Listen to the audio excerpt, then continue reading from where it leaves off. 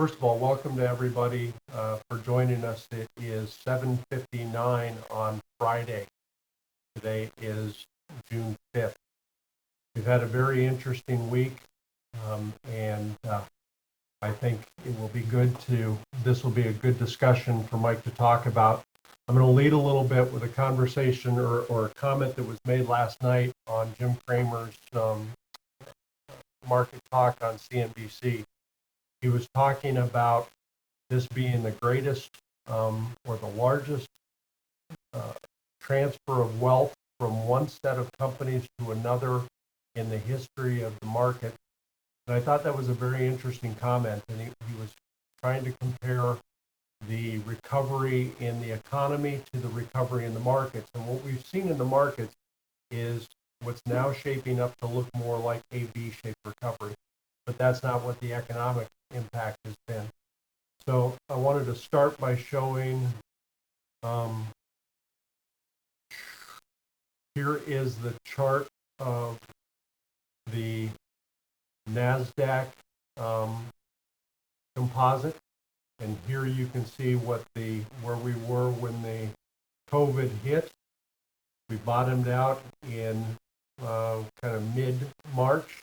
This is what the recovery has been. So the technology-heavy NASDAQ composite is kind of back to where it was prior to COVID. And if you look at the S&P 500, it kind of bounced the same direction. And I think what Jim was addressing last night was, I'm going to show you two different companies. Let's look at Amazon, which has benefited dramatically. The stock price has benefited dramatically from COVID. Here's where it was prior to COVID, the bottom out, and where we are today. Again, a technology-heavy company. And let's look at an ExxonMobil. Even with the rally that we've seen in recent weeks in the energy markets, you can see that an ExxonMobil is still not anywhere near where it was prior to the oil prices falling because of the beginning of the pandemic. So with that, Mike, I figured a good place for us to start would be to talk about the difference between the economic recovery and the market recovery, and kind of elaborate a little bit on a question that was asked last week. What are the sectors that you're looking at, and how are you going to play that going from this point forward, now that we're beginning to see what the shape of this looks like? The question on sectors it's actually a really great question. There are 10 sectors. Chris, can you put that chart up? And it shows what I'm showing here is how these sectors have performed from January 1st to the depth of COVID, which we've determined right now is around March 24th, and then from March 24th to today. And I said earlier that the things we would avoid were travel and leisure. And the interesting part, this morning, we're going to up probably about 300 points up. And the 5 highest performing stocks this morning appear to be all travel and leisure: Delta Airlines, Carnival Cruise, things like that. So on the sector part, what we do in our portfolio management is we make sure that we have something in all the sectors. So right now we're a little bit heavy in information technology. We're a little bit light in real estate, utilities.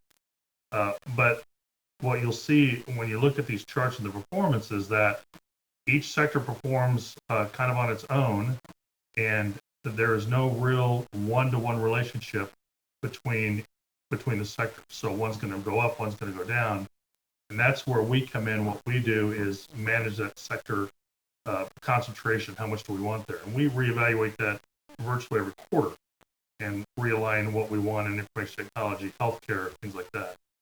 So that's why the sector part is really important. Chris is showing you here that you got telecommunications, consumer goods, financials, and those are all the stocks that we buy, all the stocks that you would buy, all the stocks in the index fit into those sectors for some reason. Oil and gas index is essentially energy. So the sector question is really, really a good question. Where are we going to be? It has a lot to do with, for instance, the election coming up, how we decide where we're going to put in healthcare and financials. The 3 things we know will always be there is the need for healthcare, the need for utilities, and the need for financial services. banks, loans, things like that. Those are the three that we always are pretty consistent about. But what you've seen over the last couple of months is consumer goods, consumer durables, consumer staples, things like that. Those are very variable. You're not seeing a lot of people buying refrigerators or things like that. But think they have to have shaving cream, soap, the goods that you have to live every day. And that's why one of the questions on housing starts was so important, is because when housing starts go up, consumer durables go up. You've got to fill those houses. You've got to put in appliances. And so that's why the sector question is such a relevant question. On the COVID chart that Chris brought up earlier, it shows that we had talked before that the possibilities for recovery would take a shape in a V or a W or an L or the Nike swoosh. And right now we're kind of looking at a V, which is really interesting. And what we think is going to happen, July, August, that's going to be really important. Does this come back? Does it come back with a vengeance? Does it kind of squeak back in? And then perhaps it's not July, August. Maybe it's over in November. So we really can't go back right now and say we have a recovery going on and what shape it is. We can see what shape it's going to be. As of today, we think it's about a V. So economists are great. We can tell you why something happened, but we have a difficult time telling you what's going to happen. We can kind of predict, and we can go that way. But right now, this recovery looks pretty solid. This morning, unemployment came out about an hour ago. Jobs increased by 2.5 million. Unemployment was 14.7 in April. It's now 13.3. These are really great numbers, considering where we are. So we know that companies, as they've laid off people, we've had huge unemployment. And then the companies are going to take this opportunity with employees on the side, deciding when they want to bring them back. This, in the business cycle, this gives any company a good opportunity to determine what their labor needs really are in times of crisis. So we don't expect a wholesale rehiring of everybody.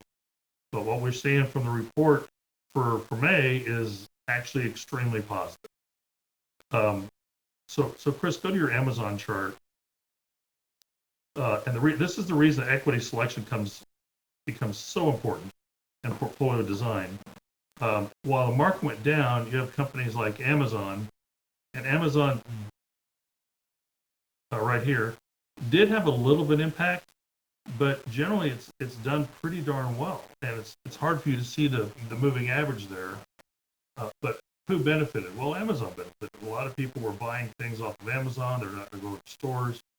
And so Amazon had a little bit of a dip, but it's been a good company. Next to that, ExxonMobil, which is right here. ExxonMobil has got hammered pretty quick, and their recovery is not as dramatic as Amazon's is. So now we're back to talking about sectors of what companies do well. We trimmed some utilities. We trimmed a little bit of that. But we haven't gotten out of any of it. What we're looking for is, let's pick good companies, let's pick solid ETFs, solid mutual funds, and let's not make a lot of moves. Our philosophy has always been, when we're doing market reviews and market insight, our philosophy has always been, we're more of a let's change the oil than let's remove the engine. So we've made some small changes. What I want to go to, and we're going to touch on fear, greed, and loyalty. Those are the three things that will truly annihilate your portfolio. Some clients got out when they saw the market declining. They felt that it was falling, it wasn't going to recover. And so they got out, and they got out in probably the second, third week of March. So as of today, had they stayed in, they would actually be higher than when they got out, because this recovery seems to be well on its way. So the fears is what impacted it. They're watching the news, they saw this was falling. But over the last month, our recovery has been very solid. And now at least our concern is, do we keep this? Are our security selections correct as we have them? Chris and I both did a little bit of changes early on where we increased risk in some sectors because we felt like those sectors would do well. And we've since kind of gone back to our core, which is where we're comfortable. So our market insight, what we do is we're looking back and we realize that on the long scale, sitting back and looking at the forest, that over time we're always going to see these decline. What I hope to show next week is a comparative chart of 9/11 versus COVID, and it's really kind of fascinating to see the 9/11 decline. The market was closed for 5 days, and when we came back and how long it took us to recover. And I'm working on an overlay to COVID, and it's really interesting to see the relationship because they are very, very similar. So our message is calm in the storm, and our message is the value of equity selection, and obviously the value of monitoring, and not reacting to the market, not reacting to fear, and to just keep doing what you're doing, keep picking good stocks, and monitor, of course, monitor, but change the oil and don't replace the engine.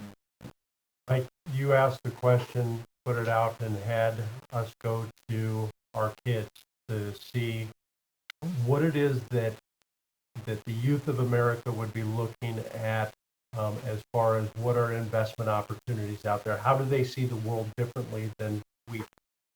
You want to elaborate on that a little bit? Yeah, that was a really good question. We got the idea to put out to our staff, tell us if you have teenagers at home, ask them what they would invest in. And I got back some great lists. I got back some lists that were very well thought out, very well across the sectors, just really good list.